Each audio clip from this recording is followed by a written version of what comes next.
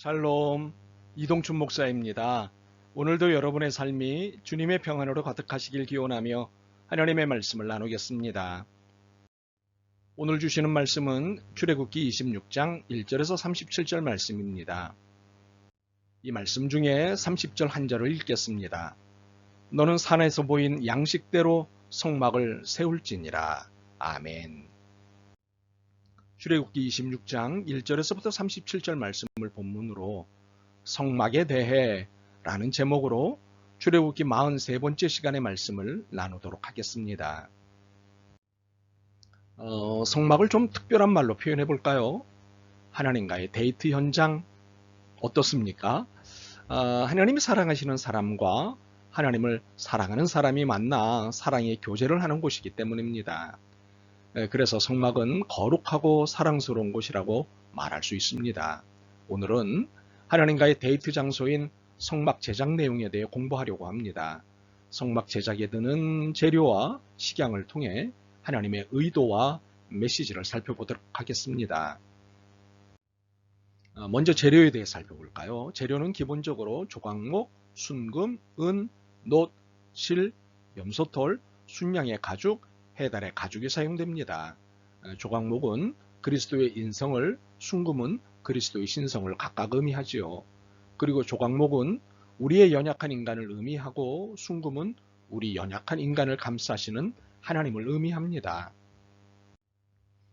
조각목과 순금 이외에 은, 실, 염소털, 그리고 순양의 가죽, 해달의 가죽이 사용됩니다. 자, 그렇다면 은이 의미하는 것은 무엇일까요? 속전, 죗값입니다.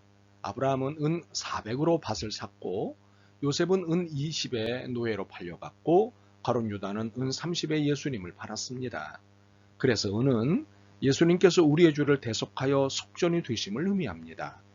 성막에서 은은 기초에 사용되었습니다. 48개의 널판마다 2개의 은받침이 따랐습니다. 건축에서 가장 중요한 것이 기초 아니겠습니까?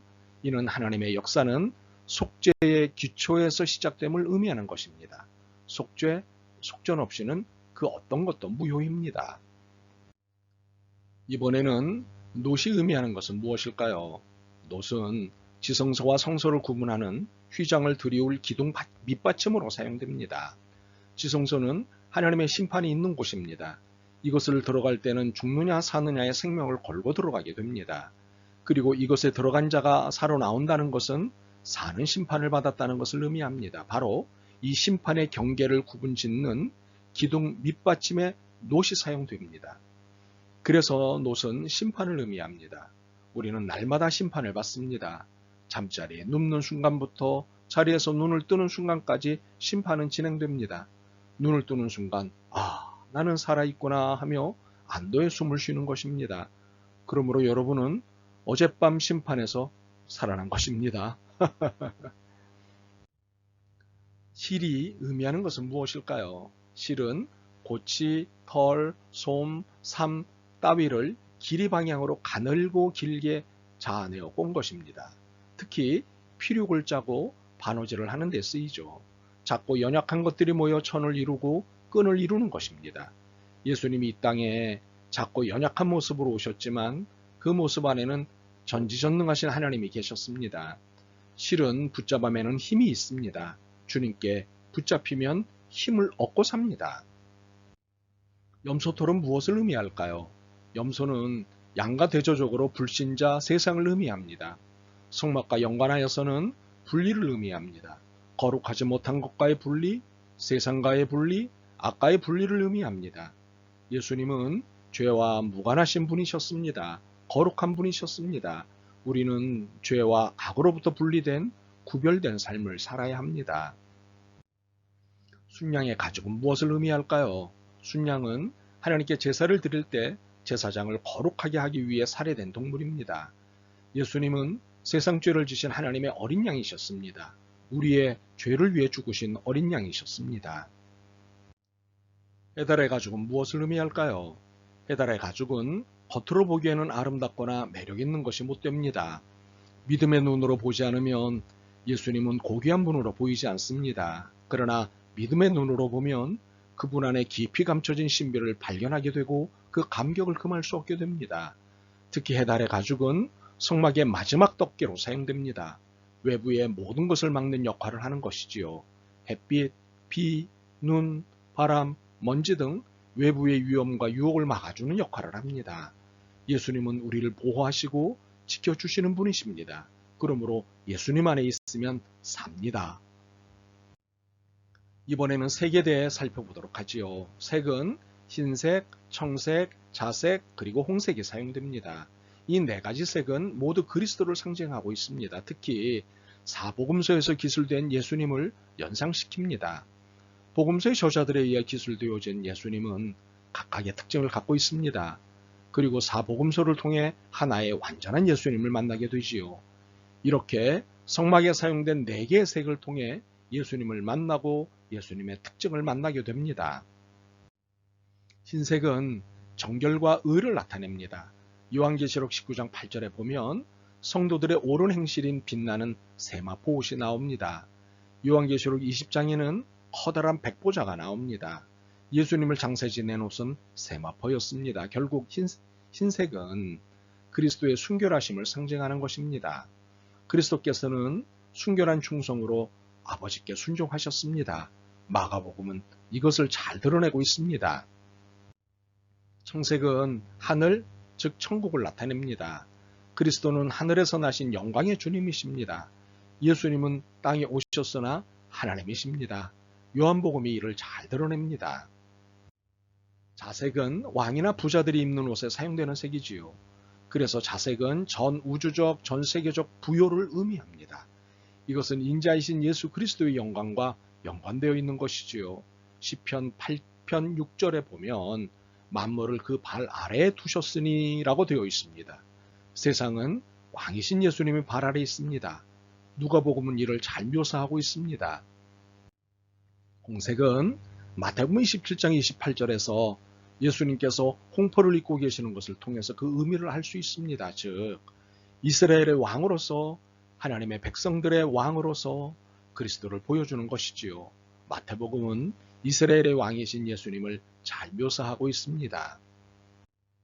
그런데 자색과 홍색을 통해 좀 더 주목할 사실이 있습니다. 그것은 이 두 색을 뽑아내기 위해 수많은 자색 달팽이와 진홍벌레들이 죽는다는 것이지요. 색은 희생의 대가입니다.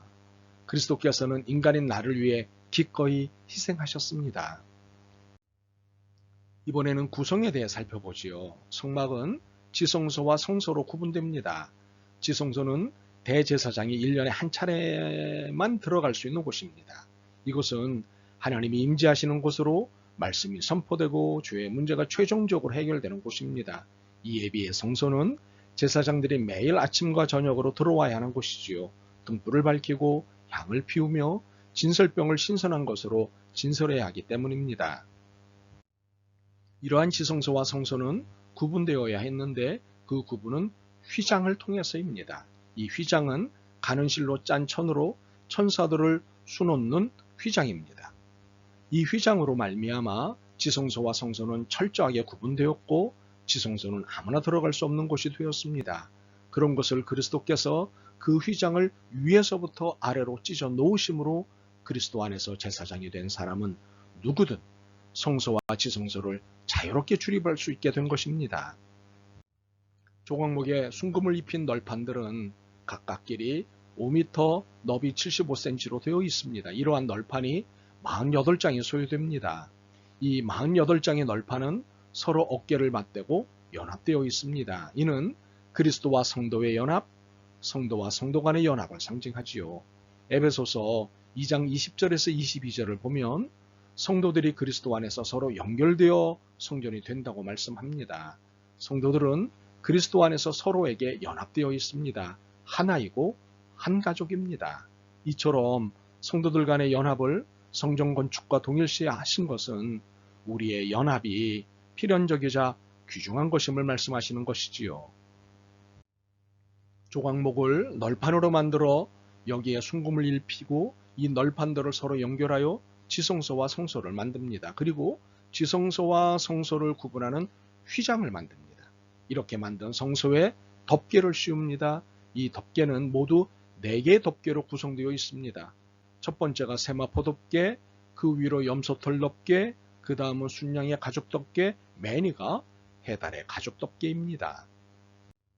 이 4개의 덮개는 그 재료에 따른 각각의 그리스도적 의미가 있음을 앞서 살펴보았습니다. 그리고 이 그리스도적 의미가 우리의 신앙적 삶의 절대적 의미임을 볼 수 있었습니다. 즉 그리스도께서 철저하게 우리를 위해 속전이 되시고 끝날까지 각종 위험과 환난으로부터 보호해 주심을 알 수 있었습니다.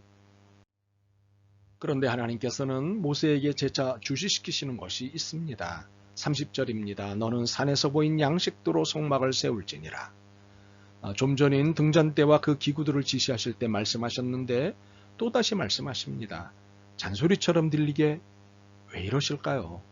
너무 중요하기 때문입니다. 하나님이 지시하신 대로 하고 산다는 것이 너무 중요하기 때문입니다. 하나님은 오늘 우리에게 무엇인가를 지시하셨습니다. 그렇다면 그것이 무엇이든 따르십시오. 거역하지 마십시오. 거역은 곧 나를 보호하시고 인도하시고 풍성하게 하시는 그리스도의 은혜를 배반하는 것입니다. 바라기는 배은망덕한 자가 아닌 은혜에 감사하고 그에 보답하는 자가 되길 주님의 이름으로 축원합니다. 아멘. 주님, 성막에 들어가는 제조들의 의미를 알면 알수록 주님의 은혜와 사랑에 몸둘 바를 모르겠습니다. 고맙습니다. 사랑합니다. 언제나 주님의 은혜를 기억하며 그에 상응하는 삶을 살겠습니다. 예수 그리스도의 이름으로 기도드립니다. 아멘. 오늘도 여러분의 믿음과 삶을 응원합니다. 사랑합니다.